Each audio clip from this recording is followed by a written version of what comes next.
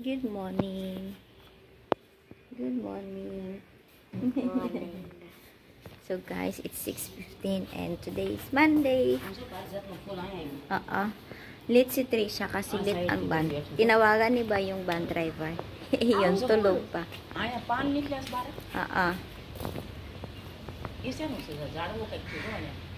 Nabidyo jarot siya.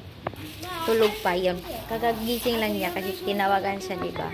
Ready na si Trisha going to school. So, hatid siya, diba, ngayon? Ito na yung parijat, diba?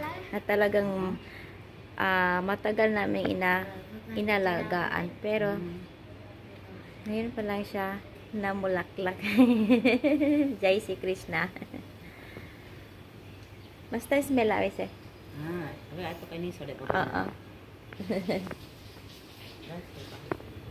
Exam ni Trisha ngayon. SA1 exam. Kaya ready na siya. Guys, ito yung society namin. Ayan. Yes. Gagawa muna ako ng tsa. Because it's 6:15. So, kasi nga nandito rin si Jalak. Then, yung time niya in school is 6:45 siya pupunta.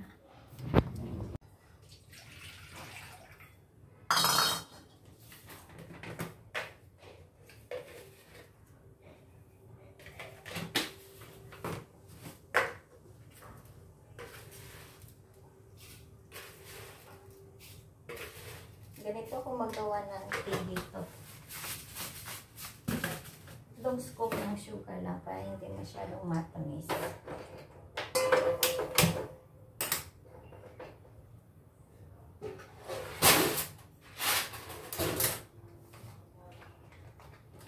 Kagabi, nandito ang pamangkin ni Vicky sa anak ng aking brother-in-law.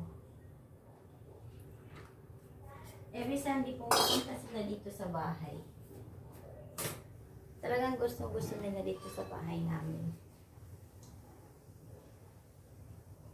Dahil nga mga kaati, mga kaibigan, sira ang aming heater, kaya dito nag-iinit si Ban ng tubig.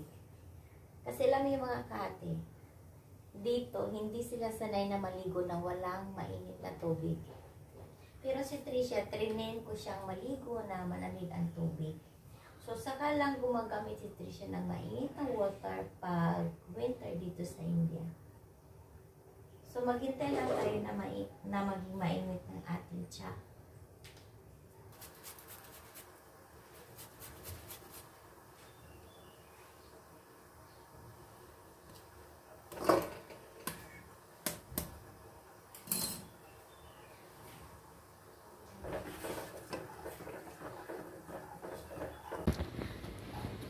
Ready na ako. So, gisingin ko lang si Vicky. Kasi, I think natutulog pa si Vicky. Honey! Honey Lou! Salo, wake up. It's time for me to go. Yes, honey. Hindi pa gumising. So, guys, ito yung complete look ko. Teka. Ayan. So, ganito yung look ko. Ayan. Na-complete. Yan. And check. So, naka-bangles rin ako. Iwan ko ba kasi kahapon, naglilinis ako ng mga ano doon sa Niba. Yan, bangles. Ito, para kay, bigay na to ng kapitbahay namin. Pero, kasi hindi kasya sa kanya din. Bago pa ito, so, sinuot ko. Ayan. So, honey, let's go. Ciao, Sua. Ha? How's siya? So, karosa. So guys, for today's video, I will be introducing my Indian family. This is my ba, Manju ba. Bana is making, it's not breakfast, it's food for tanghalian.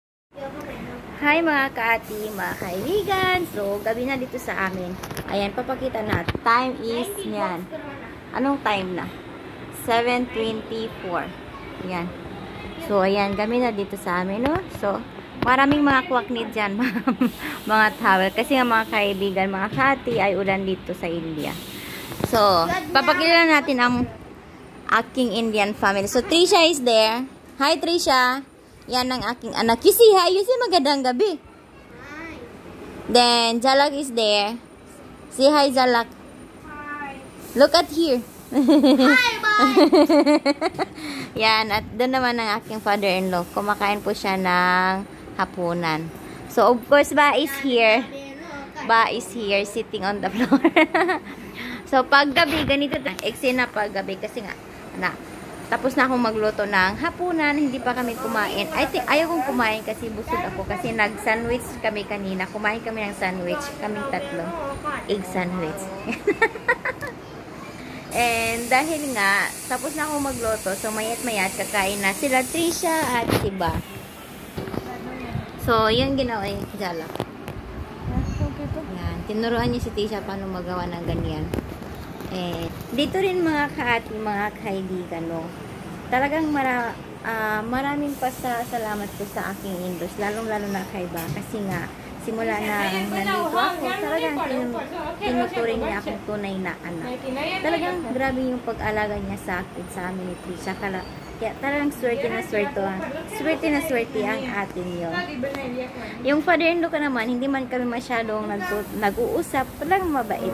Mainitin yung utak ng aking father-in-law, pero pag hindi mo naman siya hindi mo siya nang away-away yun, sir. Basta pasagdan lang mo siya na siya kaugalingong mundo. Ano ba? Okay naman tayo. Medyo half paralyzed ang aking father-in-law. Pero nakakalakad siya. Siya yung gumagawa ng sariling pagligo, yung magpunta sa banyo, nagagawa niya. Kaso yung half body niya ay paralyzed. I think like 24 years na yatang paralyzed. Half paralyzed ang aking father-in-law. Pero guys, half paralyzed man ang aking father-in-law, pero nakagawa niya yung mga gawain kagaya ng maligo, magbihis. Nakakalakad siya. Parang nga hindi talaga yung perfect na paglakad. Yan ang family namin dito sa India. It's very simple. Pero talagang nagmamahalan kami siya. Bongga-bongga ang pagmamahalan namin dito.